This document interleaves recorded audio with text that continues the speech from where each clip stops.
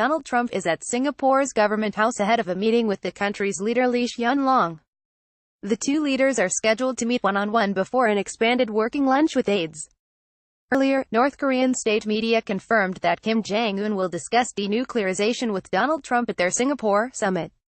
Image: Trump heads to a meeting with Singapore's Prime Minister Lee Hsien Loong. KCNA said the pair would discuss a permanent and durable peacekeeping mechanism on the Korean peninsula and other issues of mutual concern on Tuesday. The report also said Mr. Kim was accompanied by his Foreign Minister Ri Yong Ho, Defense Minister No Kwang Chul and his sister Kim Yo Jong. 2:16 video: What does Kim Jong Un actually want? Both parties have arrived in Singapore ahead of an historic coming together of Washington and Pyongyang. Kim doesn't want aid, he wants investment. The talks will be the first between a U.S. and North Korean leader and will mark a sharp turnaround in the status of Mr. Kim from international pariah to global player. Just a few months ago, he and Mr. Trump had been at loggerheads, trading insults and threats over Pyongyang's nuclear missile program. 038 video: I'll know within a minute if Kim's serious. Asked by a reporter how he was feeling about the summit after touching down, Mr. Trump said, "Very good." Mr. Trump arrived aboard Air Force One just a few hours after Mr. Kim, who has only publicly left his country 3 times since taking power in 2011. His visit to Singapore is his longest trip overseas as head of state. Your guide to the Trump-Kim summit. Mr. Kim met Singapore's PM shortly after landing and said Singapore's role would be recorded in history if the summit was a success.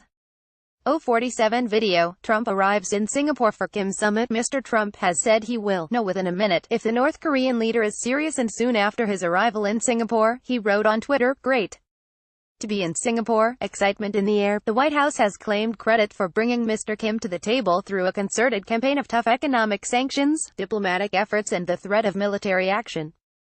Analysts believe Mr. Kim's engagement is aimed at getting the U.S. to ease crippling sanctions that have squeezed his poverty-stricken country. 257 video: How will fiery Trump and Kim get along?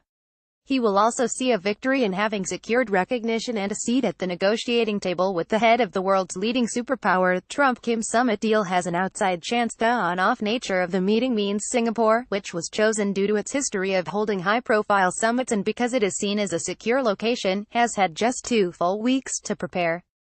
The U.S. president flew there from a fractious G7 summit, which he threw into disarray after leaving by pulling out of an agreed communiqué and accusing Canadian Prime Minister Justin Trudeau of being dishonest and weak.